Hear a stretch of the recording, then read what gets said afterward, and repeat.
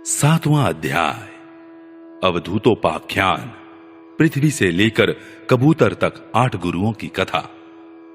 भगवान श्री कृष्ण ने कहा, महाभाग्यवान उद्धव, तुमने मुझसे जो कुछ कहा है मैं वही करना चाहता हूं।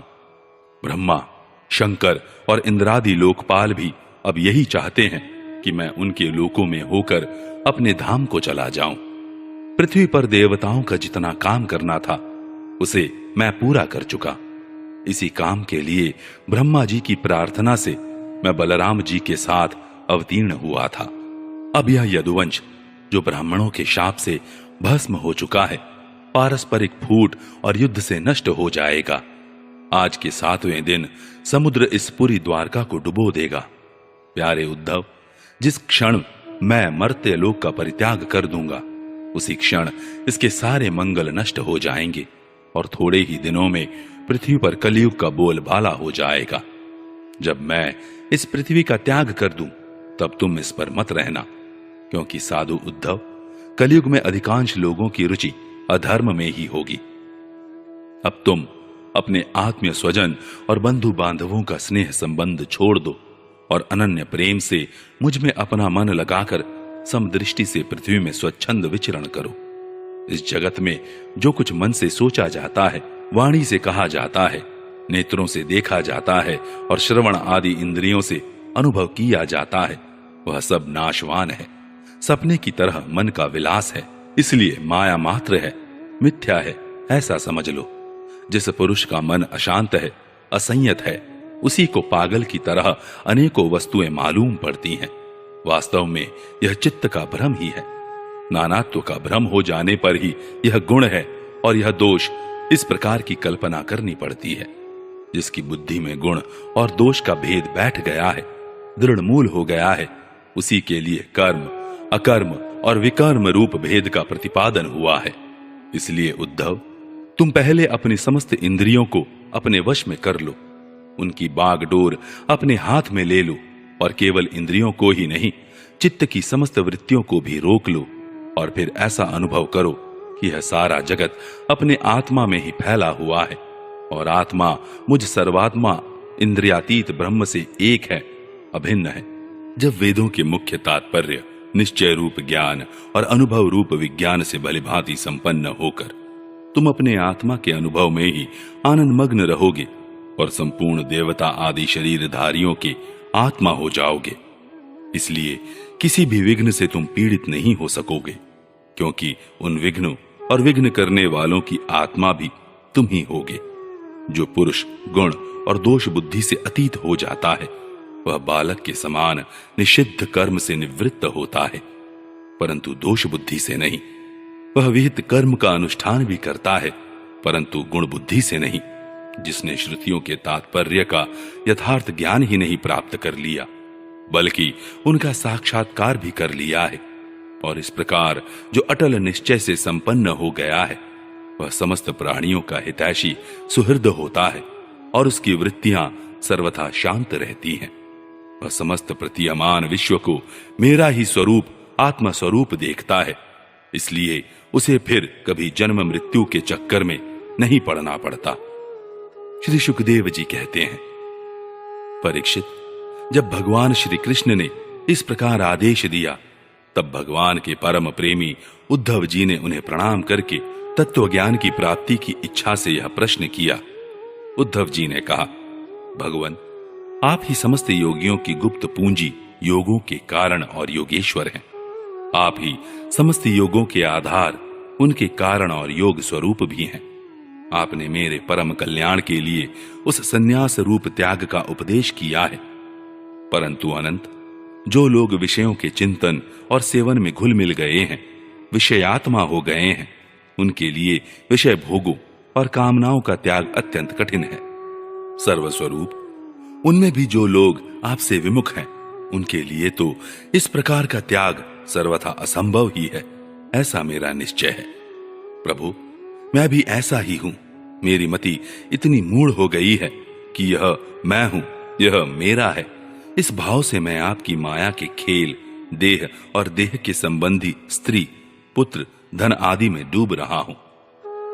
अतः भगवान, आपने जिस सन्यास का उपदेश किया है उसका तत्व मुझ सेवक को इस प्रकार समझाइए कि मैं सुगमता पूर्वक उसका साधन कर सकूं।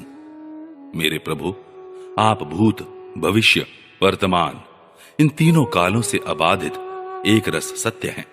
आप दूसरे के द्वारा प्रकाशित नहीं, स्वयं प्रकाश आत्म स्वरूप हैं। प्रभु, मैं समझता हूं कि मेरे लिए आत्म तत्व का उपदेश करने वाला आपके अतिरिक्त देवताओं में भी कोई नहीं है।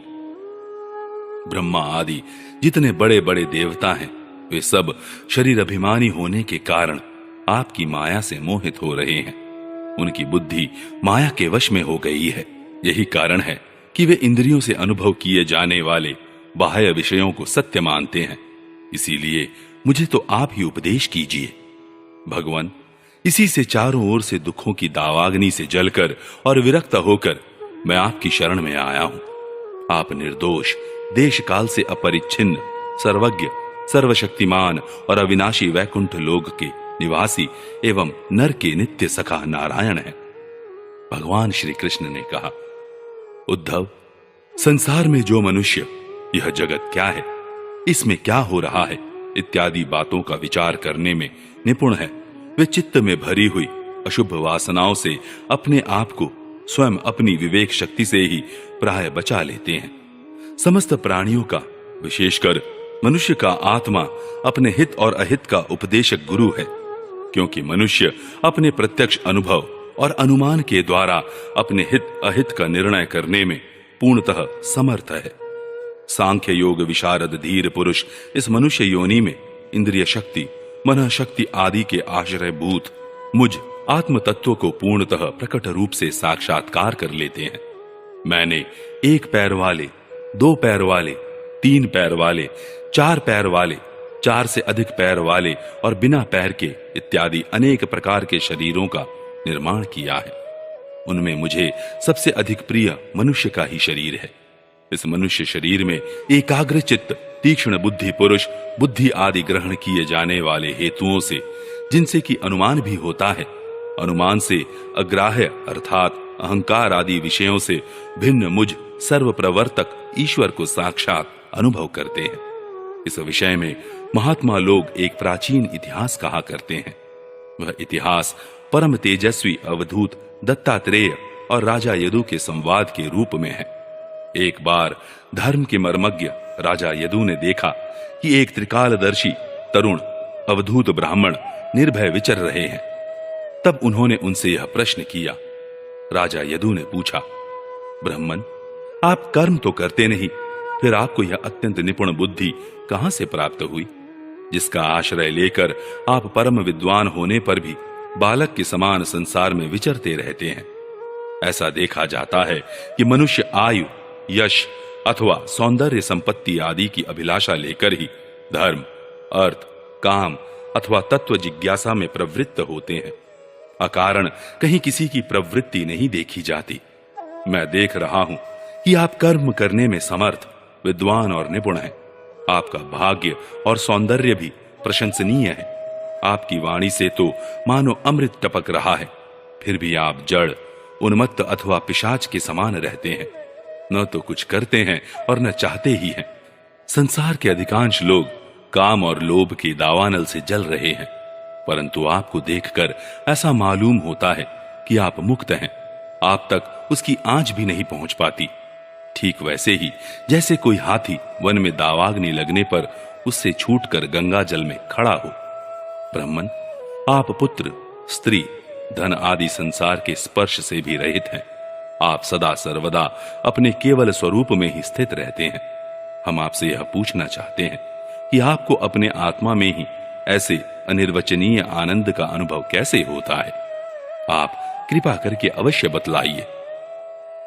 भगवान श्री कृष्ण ने कहा, उद्धव, हमारे पूर्वज महाराज यदु की बुद्धि शुद्ध थी और उनके हृदय में ब्राह्मण भक्ति थी। उन्होंने परम भाग्यवान दत्तात्रेय जी का अत्यंत सत्कार करके यह प्रश्न पूछा और बड़े विनम्र भाव से सिर झुकाकर वे उनके सामने खड़े हो गए। अब दत्तात्रेय जी ने कहा, ब्रह्मवेत्ता दत्तात्रेय जी ने कहा, राजन, मैंने अपनी बुद्धि से बहुत सी गुरुओं का आश्रय लिया है, उनसे शिक्षा ग्रहण करके मैं इस जगत में मुक्त भाव से स्वच्छंद विचरता हूं। तुम उन गुरुओं के नाम और उनसे ग्रहण की हुई शिक्षा सुनो। मेरे गुरुओं के नाम है पृथ्वी, वायु, आकाश, जल, अग्नि, चंद्रमा, सूर्य, कबूतर, अजगर, समुद्र, पतंग, भौरा या मधुमक्खी, हाथी, शहद निकालने वाला, हरिण, मछली, पिंगला वेश्या, कुरर पक्षी, बालक, कुंवारी कन्या, बाण बनाने वाला, सर्प, मकड़ी और भृंगी कीट। राजन, मैंने इन 24 गुरुओं का आश्रय लिया है और इन्हीं के आचरण से इस लोक में अपने लिए शिक्षा ग्रहण की है।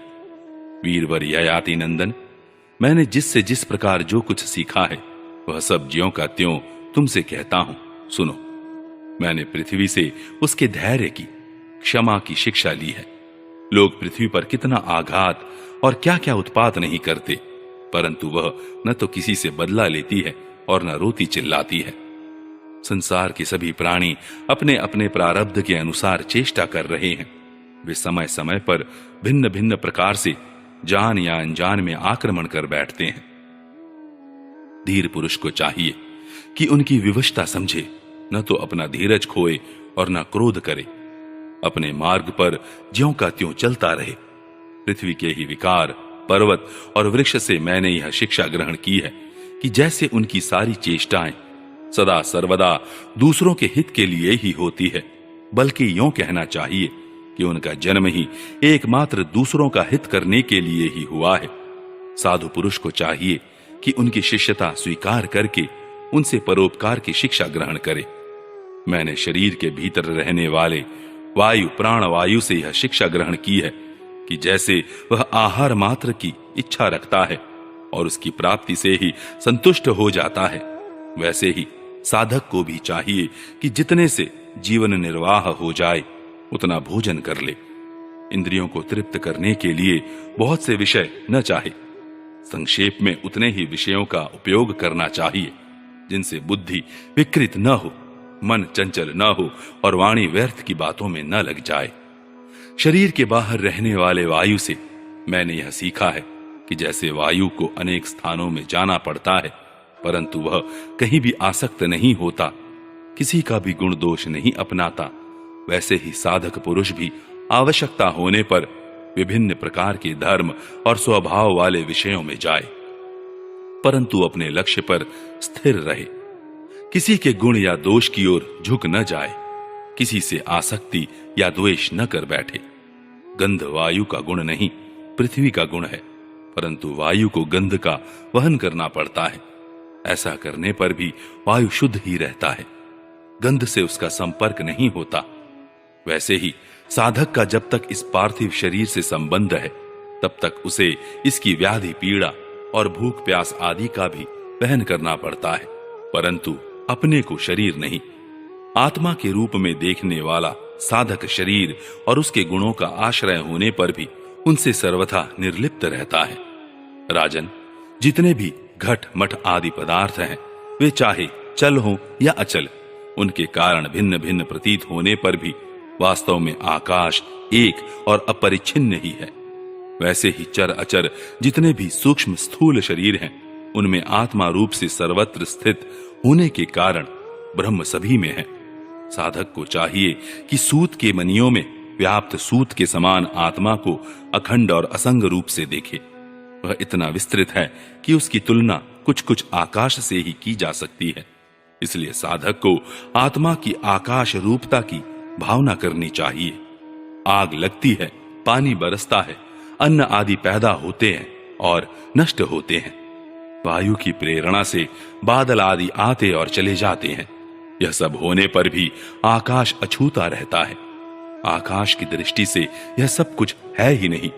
इसी प्रकार भूत, वर्तमान और भविष्य के चक्कर में न जाने किन किन नाम रूपों की सृष्टि और प्रलय होते हैं, परंतु आत्मा के साथ उनका कोई संस्पर्श नहीं है। जिस प्रकार जल स्वभाव से ही स्वच्छ, चिकना, मधुर और पवित्र करने वाला होता है, तथा गंगा आदि तीर्थों के दर्शन, स्पर्श और नामोच्चारण से भी लोग पवित्र हो जाते हैं, वैसे ही साधक को भी स्वभाव से ही शुद्ध, स्निग्ध, मधुरभाषी और लोक पावन होना चाहिए। जल से शिक्षा ग्रहण करने वाला अपने दर्शन, स्पर्श और नामोच्चारण से लोगों को पवित्र कर देता है।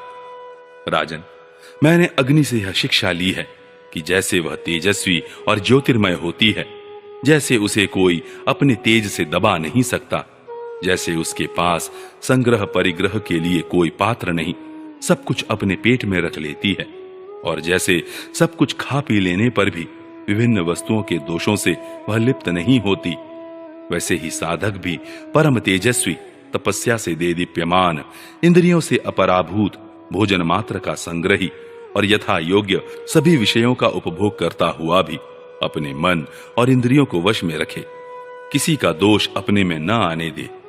जैसे अग्नि कहीं अप्रकट रहती है और कहीं प्रकट, वैसे ही साधक भी कहीं गुप्त रहे और कहीं प्रकट हो जाए। वह कहीं कहीं ऐसे रूप में भी प्रकट हो जाता है जिससे कल्याणकामी पुरुष उसकी उपासना कर सके। वह अग्नि के समान ही भिक्षा रूप हवन करने वालों के अतीत और भावी अशुभ को भस्म कर देता है तथा सर्वत्र अन्न ग्रहण करता है। साधक पुरुष को इसका विचार करना चाहिए कि जैसे अग्नि लंबी चौड़ी टेढ़ी सीधी लकड़ियों में रहकर उनके समान ही सीधी टेढ़ी या लंबी चौड़ी दिखाई पड़ती है, वास्तव में वह वैसी है नहीं। वैसे ही सर्वव्यापक आत्मा भी अपनी माया से रचे हुए कार्य कारण रूप जगत में व्याप्त होने के कारण उन वस्तुओं के नाम रूप से कोई संबंध न होने पर भी उनके रूप में प्रतीत होने लगता है। मैंने चंद्रमा से यह शिक्षा ग्रहण की है कि यद्यपि जिसकी गति नहीं जानी जा सकती, उस काल के प्रभाव से चंद्रमा की कलाएं घटती बढ़ती रहती हैं, तथापि चंद्रमा तो चंद्रमा ही है, वह न घटता है और न बढ़ता ही है। वैसे ही जन्म से लेकर मृत्यु पर्यंत जितनी भी अवस्थाएं हैं, सब शरीर की हैं, आत्मा से उनका कोई भी संबंध नहीं है। जैसे आग की लपट अथवा दीपक की लौ क्षण क्षण में उत्पन्न और नष्ट होती रहती है, उनका यह क्रम निरंतर चलता रहता है, परंतु दिख नहीं पड़ता।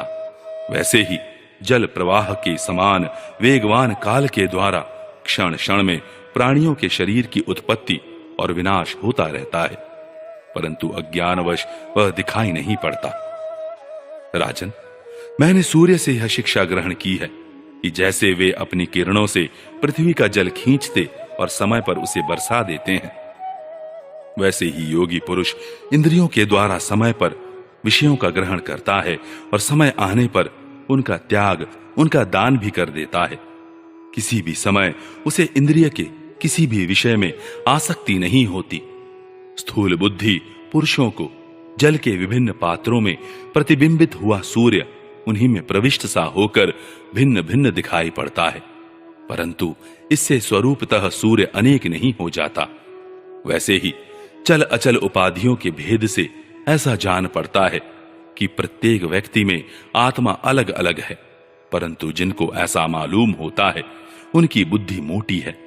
असल बात तो यह है कि आत्मा सूर्य के समान एक ही है, स्वरूपतः उसमें कोई भेद नहीं है। राजन, कहीं किसी के साथ अत्यंत स्नेह अथवा आसक्ति न करनी चाहिए, अन्यथा उसकी बुद्धि अपना स्वातंत्र्य खोकर दीन हो जाएगी और उसे कबूतर की तरह अत्यंत क्लेश उठाना पड़ेगा। राजन, किसी जंगल में एक कबूतर रहता था। उसने एक पेड़ पर अपना घोंसला बना रखा था। अपनी मादा कबूतरी के साथ वह कई वर्षों तक उसी घोंसले में रहा। उस कबूतर के जोड़े के हृदय में निरंतर एक दूसरे के प्रति स्नेह की वृद्धि होती जाती थी। वे गृहस्थ धर्म में इतने आसक्त हो गए थे कि उन्होंने एक दूसरे की दृष्टि से दृष्टि, अंग से अंग और बुद्धि से बुद्धि को बांध रखा था। उनका एक दूसरे पर इतना विश्वास हो गया था कि वे निशंक होकर वहां की वृक्षावली में एक साथ सोते, बैठते, घूमते फिरते, ठहरते, बातचीत करते, खेलते और खाते पीते थे। राजन, कबूतरी पर कबूतर का इतना प्रेम था कि वह जो कुछ चाहती कबूतर बड़े से बड़ा कष्ट उठाकर उसकी कामना पूर्ण करता। वह कबूतरी भी अपने कामुक पति की कामनाएं पूर्ण करती। समय आने पर कबूतरी को पहला गर्भ रहा। उसने अपने पति के पास ही घोंसले में अंडे दिए। भगवान की अचिंत्य शक्ति से समय आने पर वे अंडे फूट गए और उनमें से हाथ पैर वाले बच्चे निकल आए। उनका एक एक अंग और रोएं अत्यंत कोमल थे। अब उन कबूतर कबूतरी की आंखें अपने बच्चों पर लग गईं। वे बड़े प्रेम और आनंद से अपने बच्चों का लालन पालन लाड़ प्यार करते और उनकी मीठी बोली, उनकी गुटरगू सुन सुनकर आनंद मग्न हो जाते। बच्चे तो सदा सर्वदा प्रसन्न रहते ही हैं। वे जब अपने सुकुमार पंखों से मां बाप का स्पर्श करते, कूजते, भोली भाली चेष्टाएं करते और फुदक फुदक कर अपने मां बाप के पास दौड़ आते, तब कबूतर कबूतरी आनंद मग्न हो जाते। राजन, सच पूछो तो वे कबूतर कबूतरी भगवान की माया से मोहित हो रहे थे। उनका हृदय एक दूसरे के स्नेह बंधन से बंध रहा था। वे अपने नन्हे नन्हे बच्चों के पालन पोषण में इतने व्यग्र रहते कि उन्हें दीन दुनिया लोक परलोक की याद ही न आती। एक दिन दोनों नर मादा अपने बच्चों के लिए चारा लाने जंगल में गए हुए थे, क्योंकि अब उनका कुटुंब बहुत बढ़ गया था। वे चारे के लिए चिरकाल तक जंगल में चारों ओर विचरते रहे। इधर एक बहेलिया घूमता घूमता संयोगवश उनके घोंसले की ओर आ निकला। उसने देखा कि घोंसले के आसपास कबूतर के बच्चे फुदक रहे हैं। उसने जाल फैलाकर उन्हें पकड़ लिया। कबूतर कबूतरी बच्चों को खिलाने पिलाने के लिए हर समय उत्सुक रहा करते थे। अब वे चारा लेकर अपने घोंसले के पास आए। कबूतरी ने देखा कि उसके नन्हे नन्हे बच्चे, उनके हृदय के टुकड़े जाल में फंसे हुए हैं और दुख से चें चें कर रहे हैं। उन्हें ऐसी स्थिति में देखकर कबूतरी के दुख की सीमा न रही। वह रोती चिल्लाती उनके पास दौड़ गई। भगवान की माया से उसका चित्त अत्यंत दीन दुखी हो रहा था। वह उमड़ते हुए स्नेह की रस्सी से जकड़ी हुई थी।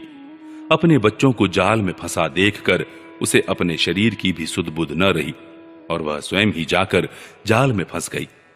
जब कबूतर ने देखा कि मेरे प्राणों से भी प्यारे बच्चे जाल में फंस गए और मेरी प्राण प्रिया पत्नी भी उसी दशा में पहुंच गई, तब वह अत्यंत दुखित होकर विलाप करने लगा।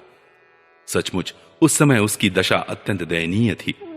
मैं अभागा हूं, दुर्मति हूं, हाय हाय, मेरा तो सत्यानाश हो गया। देखो देखो, न मुझे अभी तृप्ति हुई और न मेरी आशाएं ही पूरी हुई। तब तक मेरा धर्म, अर्थ और काम का मूल यह गृहस्थाश्रम ही नष्ट हो गया। हाय, मेरी प्राण प्यारी मुझे ही अपना इष्ट देव समझती थी। मेरी एक एक बात मानती थी, मेरे इशारे पर नाचती थी, सब तरह से मेरे योग्य थी। आज वह मुझे सूने घर में छोड़कर हमारे सीधे सादे निश्चल बच्चों के साथ स्वर्ग सिधार रही है। मेरे बच्चे मर गए, मेरी पत्नी जाती रही। मेरा अब संसार में क्या काम है? मुझ दीन का यह विधुर जीवन बिना गृहिणी का जीवन जलन का, व्यथा का जीवन है।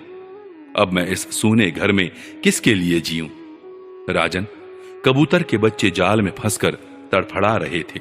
स्पष्ट दिख रहा था कि वे मौत के पंजे में हैं, परंतु वह मूर्ख कबूतर यह सब देखते हुए भी इतना दीन हो रहा था कि स्वयं जानबूझकर जाल में कूद पड़ा। राजन, वह बहेलिया बड़ा क्रूर था। गृहस्थाश्रमी कबूतर कबूतरी और उनके बच्चों के मिल जाने से उसे बड़ी प्रसन्नता हुई। उसने समझा मेरा काम बन गया और वह उन्हें लेकर चलता बना। जो कुटुंबी है, विषयों और लोगों के संग साथ में ही जिसे सुख मिलता है एवं अपने कुटुंब के भरण पोषण में ही जो सारी सुध बुध खो बैठा है, उसे कभी शांति नहीं मिल सकती। वह उसी कबूतर के समान अपने कुटुंब के साथ कष्ट पाता है। यह मनुष्य शरीर मुक्ति का खुला हुआ द्वार है। इसे पाकर भी जो कबूतर की तरह अपनी घर गृहस्थी में ही फंसा हुआ है, वह बहुत ऊंचे तक चढ़कर गिर रहा है। शास्त्र की भाषा में वह आरूढ़ चित्त है।